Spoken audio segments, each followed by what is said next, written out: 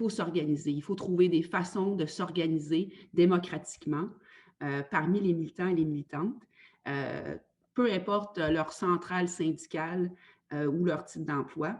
Et c'est ce que fait Santé en lutte. C'est un collectif, la Santé en lutte, de travailleurs, de travailleuses de la santé qui s'organisent pour faire des actions pour défendre l'importance des soins de santé publique de qualité en Belgique. Donc, aujourd'hui, nous allons entendre notre camarade que je vais présenter dans quelques instants. On espère pouvoir vous entendre suite à sa présentation. Vos réflexions, vos questions, vos contributions seront très, très, très bienvenues. Donc, moi, moi, je vais me poser des questions. Je pense que vous les avez vues dans l'invitation, mais quels sont les enjeux qui affectent les travailleurs, les travailleuses en santé en Belgique? Comment le collectif s'est organisé? Comment travaille-t-il? C'est quoi les perspectives de lutte? Et qu'est-ce qu'on peut retenir? Qu'est-ce qu'on peut prendre de cette expérience ici au Québec pour avancer la lutte des travailleurs, des travailleuses et le réseau de la santé?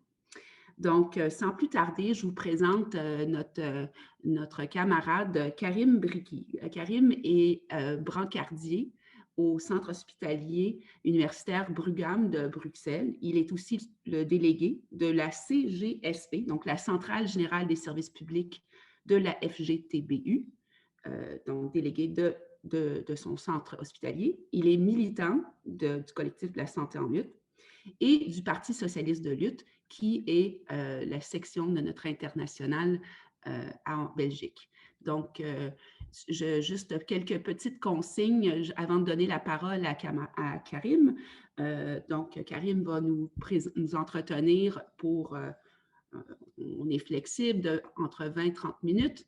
Et par la suite, je vais vous revenir avec la question période réponses, etc. Et on va aussi pouvoir vous fournir certaines informations dans le chat. Et il y a ma camarade Émilie je vais gérer les tours de parole par la suite, les camarades Émilie qui me donnent un coup de main.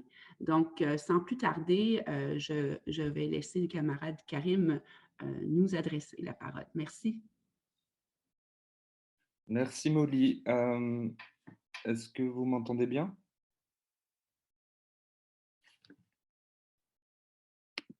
Oui. Ah, ok, super, pardon, excusez-moi. Je ne sais pas pourquoi mon truc déconne. 2 petites secondes. Voilà. Mais merci beaucoup de me laisser l'occasion de parler aujourd'hui pour cette réunion en ligne. Et je remercie les camarades clairement pour l'invitation. Du coup, donc, l'objectif, c'est de présenter l'initiative du collectif La Santé en lutte et ce qu'on a fait en Belgique, ou en tout cas ce qu'on a tenté de mettre en place les 2 dernières années. Pour ça, je dois revenir un peu en arrière pour un peu expliquer les origines de ce collectif auquel je participe et qui joue un rôle important aujourd'hui dans le débat sur la mobilisation des travailleurs de la santé. Voilà. Je vais juste clarifier quelque chose parce que je sais qu'on m'a souvent fait la remarque et c'est quelque chose qui revient systématiquement. Je vais utiliser le terme soignant, soignante. Pour nous, c'est clair, quand on utilise ce terme-là, ça inclut l'ensemble des travailleurs de la santé, de la préposée à l'entretien, à l'infirmière, au brancardier. C'est un terme générique qu'on utilise et sur lequel on veut pointer, parce que je sais que pour certains, le terme soignant ne considérerait que les médecins, les infirmières. Nous, on englobe l'entièreté du personnel des institutions de soins sous ce terme, et donc je préférais le clarifier avant, parce qu'on pense qu'effectivement, chaque profession est cruciale pour le bon fonctionnement de nos soins de santé. Donc, juste quand même rapidement, avant de rentrer sur l'origine de la santé en lutte, je vais quand même prendre quelques minutes pour expliquer la situation dans les soins de santé en Belgique et sur lequel je pense qu'on peut faire énormément de parallèles en Europe et à travers la planète, malheureusement. Mais c'est clair qu'en Belgique, on fait face à un sous-financement récurrent sur les dernières quasi-décennies, qui est en lien évidemment avec la logique néolibérale d'économie systématique dans les services publics et dans toute une série d'institutions et de lieux de travail. Et ça a créé une situation d'une incapacité, en fait, à offrir des soins de qualité à l'ensemble de la population. Ça a entraîné une dégradation brutale des conditions de travail pour la plupart des membres du personnel. Et ça, quels que soient les différents types de gouvernements qu'on a pu avoir, en tout cas en Belgique, sur les dernières années. Je ne rentrerai pas en détail là-dessus, mais qu'on ait une participation de la social-démocratie ou pas, la dynamique générale a été de systématiquement réduire les budgets de la santé. Le dernier gouvernement en date a eu une politique encore plus brutale que les gouvernements précédents en imposant un budget d'austérité assez drastique et assez violent sur essentiellement le secteur de la santé, derrière des arguments systématiques de coûts insupportables pour la société et qu'il fallait absolument couper très très brutalement là-dedans. Cette situation est à voir dans une situation où on a une augmentation des besoins en santé. Et ça, c'est la contradiction principale à laquelle les travailleurs de la santé sont aujourd'hui confrontés. On pourrait prendre des tas d'exemples, mais je vais juste prendre l'exemple des urgences de mon hôpital, où suite à toute une série d'actions et d'interpellations de travailleurs de terrain, la direction a été obligée finalement de nous lâcher des chiffres sur la charge de travail, et où il s'est avéré que sur les 5 dernières années, la charge de travail a augmenté de 50%, avec une équipe qui est restée la même, voire qui a perdu toute une série de collègues afin d'assumer cette charge-là. Et donc, de manière générale, et ça, je pense que c'est un bilan générique qu'on peut voir et que sur lequel on peut tous se rendre compte que la situation est identique, malheureusement, dans énormément de pays, où les travailleurs de la santé travaillent à flux tendu dans une situation de baisse d'effectifs récurrent, avec une situation de turnover très important, qui est une des difficultés pour organiser la résistance aussi, je pense, on pourra en rediscuter plus tard, dans les hôpitaux, les maisons de repos, etc. Et cette situation a entraîné, donc en Belgique, je ne sais pas la situation au Québec ou ailleurs, en Belgique, on a ce qu'ils appellent une pénurie de personnel infirmier. En fait, c'est une pseudo-pénurie. Il y a du personnel infirmier formé, mais qui, sur les dernières années, a quitté largement le secteur parce que ne supportait plus de travailler dans de telles conditions.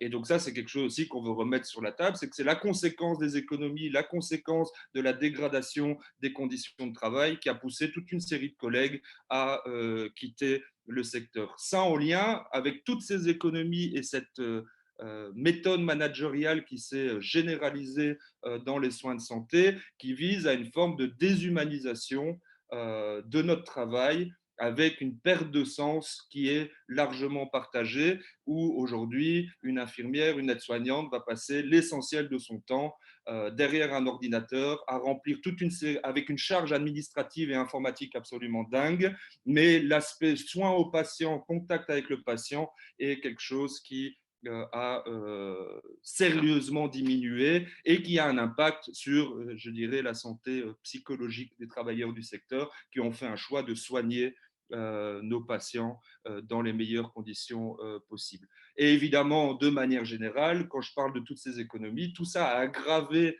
la situation sur les dernières années. Cette situation était déjà très difficile auparavant, avec rien que la situation où, en tant que travailleur des soins de santé, on travaille 7 jours sur 7, 24 heures sur 24, les jours fériés, avec du coup une situation de manque d'effectifs qui empêche même de pouvoir passer 2 semaines sur l'année correctement avec sa famille en vacances, se reposer, etc. Mais ça, je pense que c'est un constat qu'on peut tous largement partager. Mais cet impact sur la vie personnelle, sur la vie privée, entraîne aussi un mal-être très important parmi les collègues du secteur.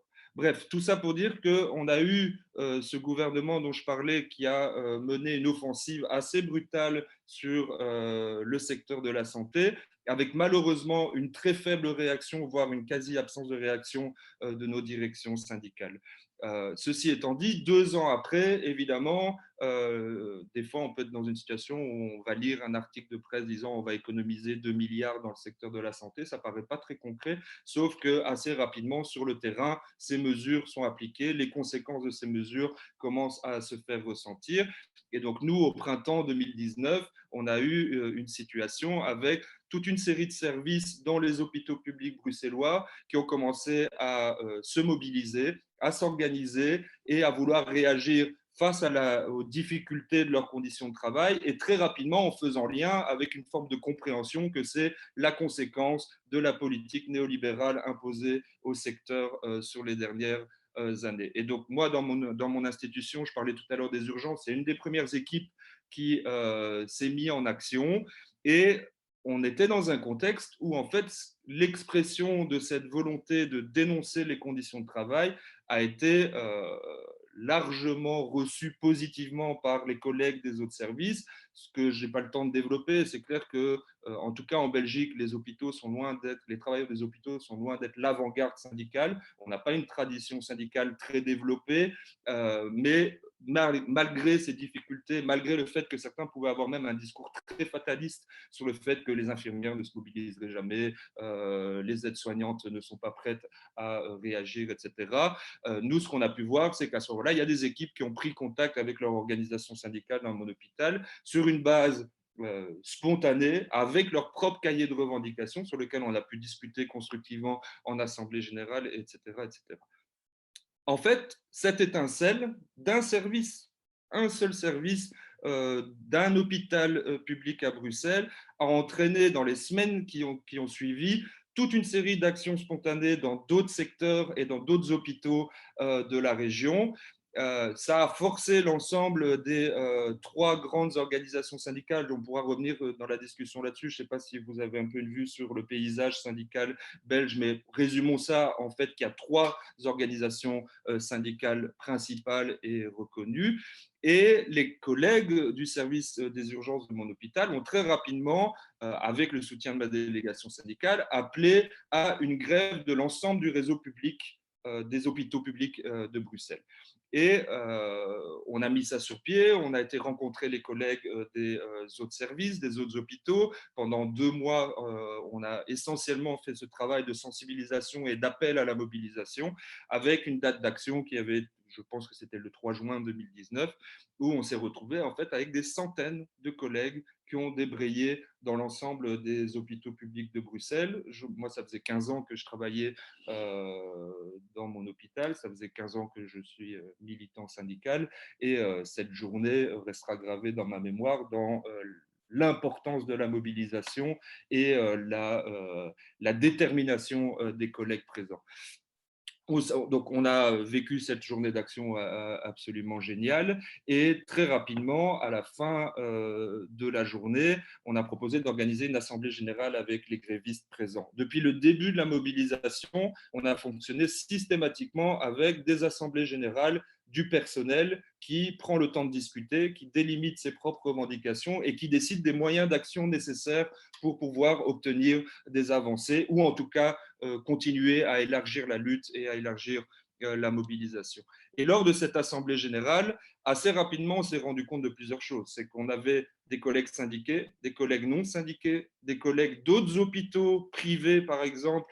Là aussi, en Belgique, on a, on va dire, une situation avec un réseau d'hôpitaux publics assez solide et un réseau de ce qu'on appelle le non-marchand, qui sont en gros des hôpitaux privés financés essentiellement par l'argent public, mais qui fonctionnent hors du système public de santé belge. Et donc, dans le cadre de cette discussion, très rapidement, les collègues du privé ont appelé à discuter collectivement sur comment on pouvait élargir la mobilisation et sortir de cette mobilisation qui, à ce moment-là, ne concernait uniquement que le secteur public. On avait des représentants d'associations de patients, etc.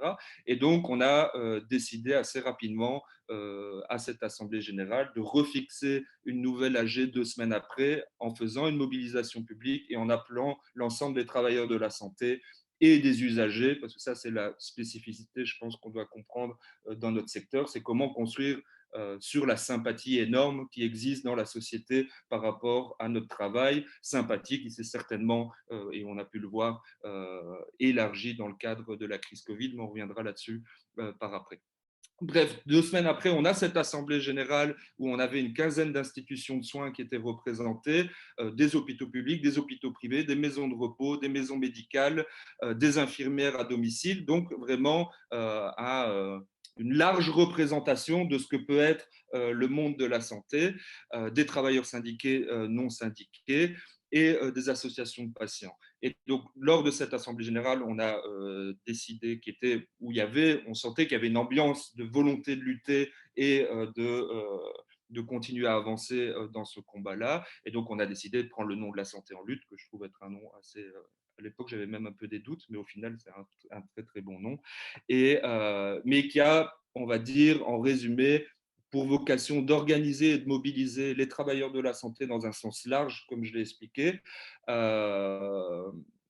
sur des revendications sur lesquelles on peut discuter tout à l'heure, mais la revendication principale qui est un refinancement de nos soins de santé afin d'offrir des conditions de travail décentes à l'ensemble des membres du personnel et des soins gratuits, des soins de qualité et gratuits à toutes et tous. Et en parallèle de ça, la spécificité de la santé en lutte, c'est qu'on pense que pour y arriver, nos méthodes d'action, c'est les actions en rue, les manifestations et la grève.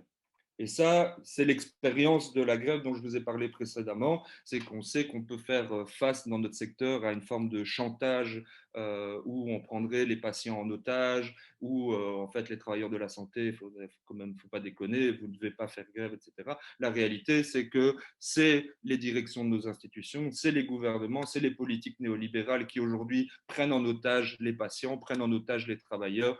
Et si à un moment on veut renverser la vapeur, il faut se préparer à des mobilisations et des grèves d'ampleur dans le secteur. L'autre particularité, c'est que depuis ce jour-là, on fonctionne en assemblée générale où l'ensemble des décisions sont discutées le plus largement possible et avec le plus de collègues possible.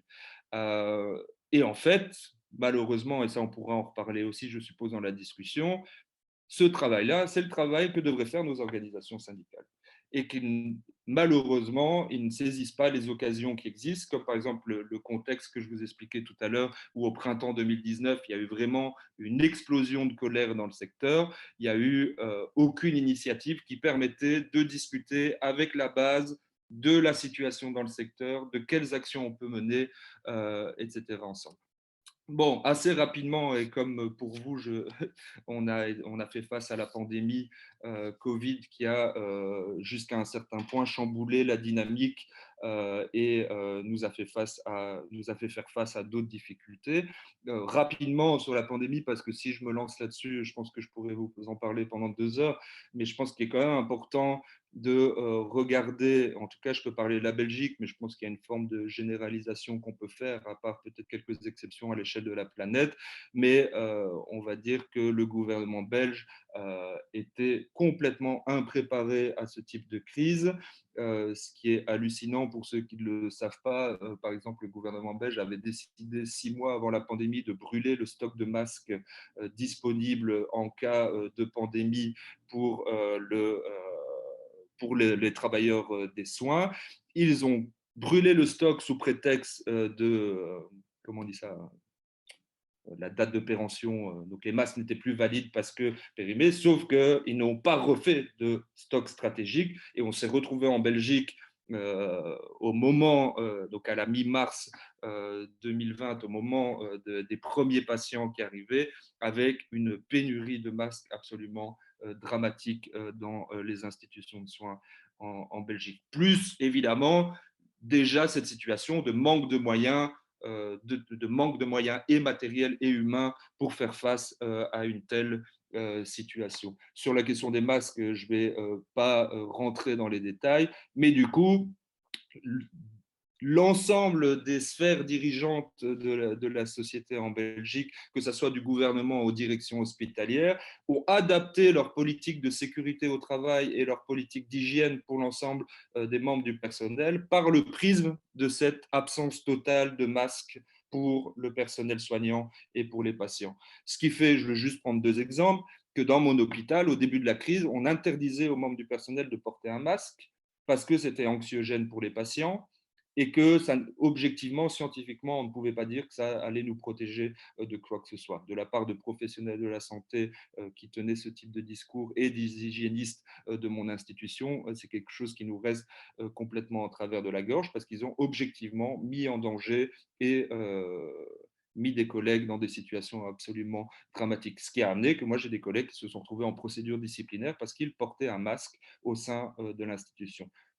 2 mois après, on était dans une situation complètement inverse où les collègues qui osaient ne pas porter le masque quand ils fumaient leurs cigarettes à l'extérieur se prenaient aussi des procédures disciplinaires. Mais bon, ça c'est juste pour dire que des fois, la logique de certains de nos dirigeants est assez interpellante. Ça a été jusqu'à nous, à partir du moment où il y avait une telle pression pour pouvoir porter un masque dans l'institution, et vu qu'on n'en avait pas, ils nous ont fait des masques en apura, donc c'est-à-dire les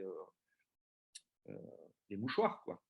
Donc ils nous ont fait toute une série de masques en mouchoirs pour nous rassurer par rapport à la situation. C'est juste pour dire jusqu'où ça a été, mais de manière générale, le bilan on va dire de la première vague de la pandémie, ça a été une situation où les hôpitaux ont dû faire des appels à dons publics pour acheter des respirateurs, le fait qu'il n'y avait pas de matériel pour pouvoir soigner correctement l'afflux de patients Covid. Et ça, l'ensemble du personnel de santé l'a vécu, l'a subi et garde ça dans le fond de sa mémoire pour les luttes à venir. Mais donc, de manière générale, ce qu'on peut dire, c'est que l'ensemble des économies dans le secteur se dévoilaient en pleine face et on a pu, évidemment, comme je pense que ça a pu être discuté un peu partout, c'est que l'ensemble des travailleurs qu'ils appellent de première ligne, c'est-à-dire les travailleurs de la santé, les travailleurs de l'alimentation, sont en fait des éléments cruciaux d'une société comme la nôtre. Et de manière générale, évidemment, dans le cadre du capitalisme, sont celles et ceux qui sont le moins bien payés, le moins bien rémunérés et le moins bien considérés. Évidemment, dans cette situation de pandémie, on va dire de mars à fin mai, ça a complètement chamboulé la dynamique de la santé en lutte. On a énormément communiqué sur les réseaux sociaux en analysant la situation, en faisant remonter le vécu de terrain et en critiquant politiquement la politique sanitaire du gouvernement dans un cadre bien particulier, ce qui a fait que ça a quand même élargi notre auditoire, si je peux dire ça comme ça, en tout cas le nombre de gens qui ont pu se politiser et se poser des questions sur la situation dans les soins de santé. Assez rapidement, nous, on a pris la ligne de se dire qu'on devait reprendre nos mobilisations, pandémie ou pas pandémie, tout en réfléchissant ça, évidemment, dans un cadre qui serait insupportable pour les travailleurs qui étaient toujours dans des conditions de travail assez difficiles dans les soins intensifs, etc.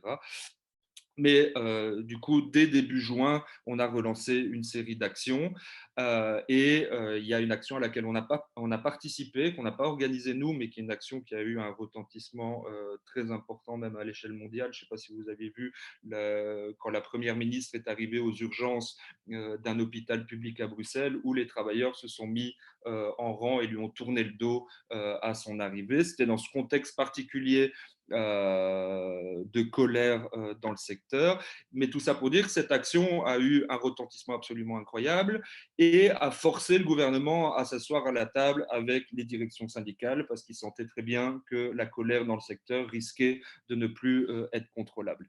Donc on s'est retrouvé dans une situation à la fin juin où les directions syndicales ont mené une série de négociations avec le gouvernement, négociations qui n'existaient plus depuis des années parce que le gouvernement avait une telle arrogance qu'il refusait même de discuter avec les directions syndicales. Et ils sont arrivés assez rapidement, sur base de la pression, à un accord qui lâchait l'équivalent d'1 milliard 400 000 euros, 400 millions d'euros pardon, pour le secteur. Et là, c'est là où on a eu toute une discussion qui est, je pense, très, très intéressante. C'est que pour certains, on sortait du coup avec un accord historique, j'utilise leur terme, qui justifiait le fait d'arrêter la mobilisation dans le secteur. Rapidement, dans ce 1 400 dans ce milliard 400 millions d'euros, on a environ 600 millions d'euros pour des revalorisations salariales et 600 millions d'euros, un peu plus, pour des engagements de personnel. Sauf que dans la pratique, ce montant qui paraît énorme n'atteint comment je vais dire ça est moins élevé que juste les économies sur les 2 années précédentes.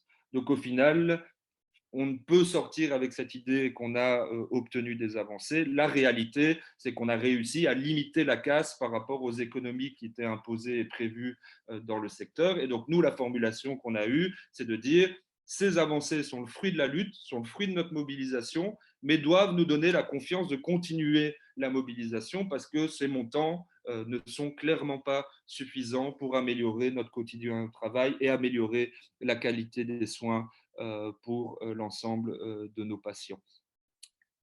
Évidemment, et là on reviendra dessus, ce n'est pas l'avis de la plupart des directions syndicales qui ont évidemment plutôt pris ça comme la plus grande victoire de l'histoire sociale des 30 dernières années. Et on a vu toute une série de tracts dont je vous passe le contenu, mais qui ont alimenté le débat parmi la gauche syndicale en Belgique. Nous, en parallèle, on a anticipé la fin de la première vague dans cette idée de continuer la mobilisation et on a pris l'initiative d'appeler à une grande mobilisation le 13 septembre à Bruxelles.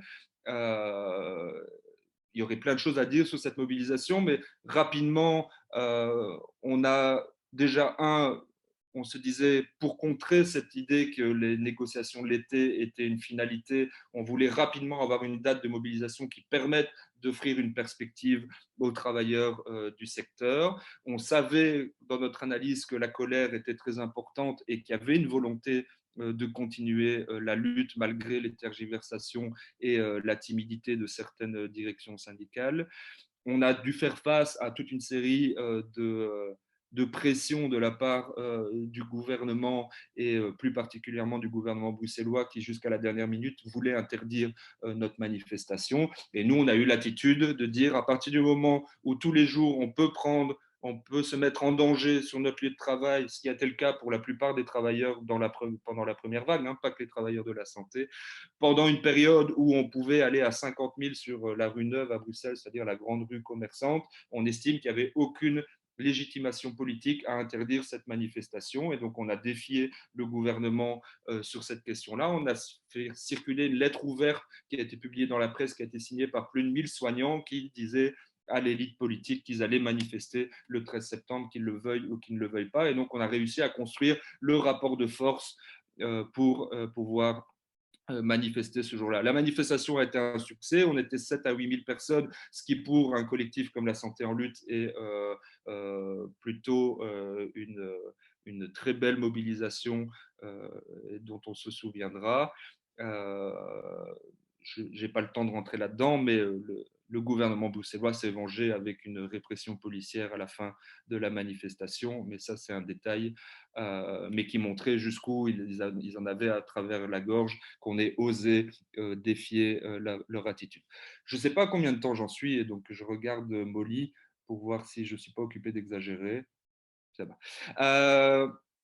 En fait, aujourd'hui, il y a 2 analyses. Il y a l'analyse de se dire qui est celle de la plupart des directions syndicales, de dire qu'on a obtenu une série d'avancées. Maintenant, il faut arrêter la mobilisation. Et comme disait Thorez en France, j'ai entendu un dirigeant syndical reprendre cette expression, c'est qu'à un moment, il faut pouvoir arrêter une lutte. Là, évidemment, on est en désaccord total là-dessus. Et nous, on pense justement que l'enthousiasme qui existe aujourd'hui par rapport à la volonté de lutter chez les collègues doit être saisi pour continuer à construire cette mobilisation sur le long terme. Maintenant, la réalité, c'est que sur le terrain, depuis la première vague, la deuxième vague et la troisième vague, la situation s'est vachement détériorée.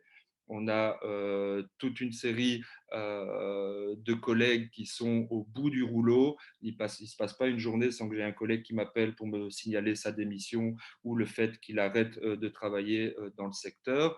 Et donc, la dernière année Covid a épuisé encore plus, on va dire, largement les collègues du secteur. Et c'est une problématique auquel sont confrontés évidemment les directions hospitalières et le gouvernement. Et en Belgique, ce n'est pas le cas, mais en France, je disais dernièrement que face à la vague de démissions d'infirmiers, d'aides-soignants dans les hôpitaux en France, le gouvernement a bloqué toutes les démissions et empêche aujourd'hui le personnel soignant de pouvoir changer de lieu de travail ou de changer de perspective professionnelle. Nous, ce qu'on dit, c'est que après un an, après les applaudissements et le fait que le gouvernement a dû reconnaître que les travailleurs de la santé et plus largement les travailleurs de première ligne sont cruciaux dans notre société, nous, le constat, c'est qu'on peut faire, c'est qu'ils n'ont pas engagé une seule personne supplémentaire pour aider, que ce soit dans le secteur logistique, que ce soit dans le secteur administratif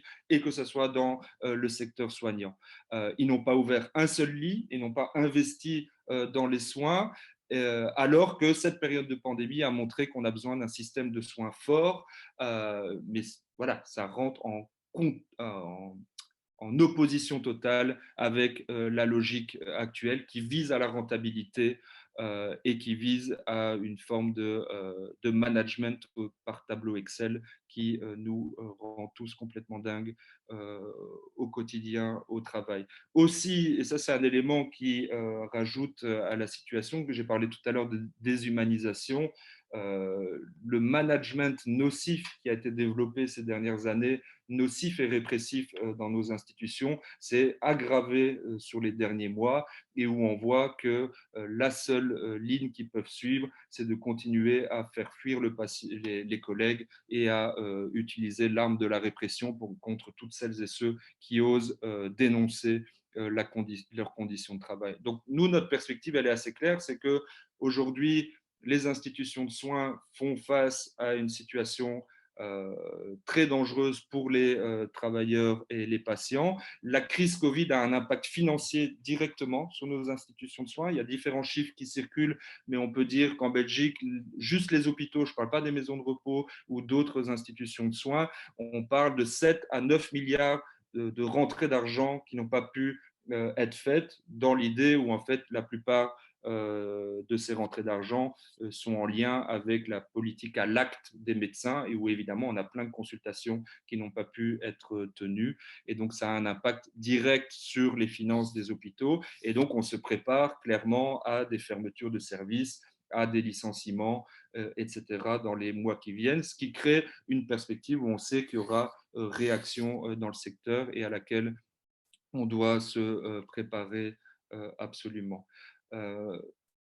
Voilà, je pense que je vais m'arrêter à ça pour tout de suite. Mais de manière générale, je pense qu'on doit saisir l'occasion malheureuse de cette crise Covid pour montrer pour dénoncer les conséquences de la politique d'économie néolibérale qui a été imposée ces dernières années dans les soins de santé et de manière générale dans l'ensemble des services publics et que le combat pour des soins de santé forts et accessibles à toutes et tous est un combat des travailleurs du secteur, mais un combat plus largement à organiser dans la société. Et on pense qu'il y a toute une série d'opportunités qui s'ouvrent à nous pour mobiliser et essayer de rendre cette lutte la plus large possible. Dans ce sens-là, on a prévu une nouvelle journée de mobilisation le 29 mai. Journée de mobilisation qui va prendre un caractère européen et on espère jusqu'à un certain point avec un soutien ailleurs au niveau international. Et donc, il y a des collectifs de lutte qui se sont créés aussi en France, en Espagne et dans d'autres pays européens avec qui on a lancé des discussions. On peut en rediscuter tout à l'heure et je pourrais mettre dans le chat peut-être le lien vers cet appel international à la mobilisation. C'est une première étape et on espère pouvoir élargir ce type d'initiative dans le futur parce que notre lutte est internationale et notre capacité à pouvoir renverser la tendance est conditionnée à cette capacité à élargir notre combat. Voilà, je remercie les camarades. J'espère que je n'ai pas été trop confus parce que je suis un peu fatigué parce que nous, il ne fait pas beau, mais hier, c'était le premier soir sans couvre-feu et je me suis couché un peu tard.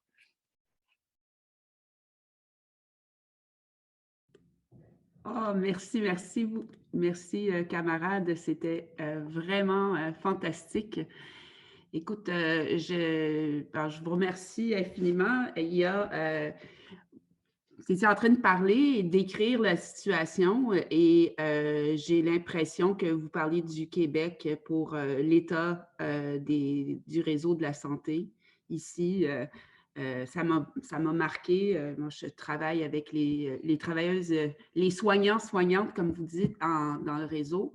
Et justement, cette fausse pénurie dont tu parles, c'est exactement la même chose. Les gens quittent, ils vont dans le secteur privé ou changent carrément de secteur.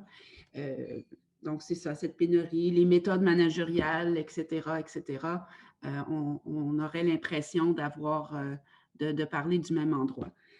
Et si vous aimez, si vous avez aimé cette activité, ce panel, on en fait beaucoup. On a fait sur différentes thématiques. Donc, on vous invite encore une fois à regarder le lien qui est dans le chat pour notre journal qui peut approfondir sur toutes sortes d'actions et d'interventions, que ce soit au Québec ou avec nos camarades à l'international.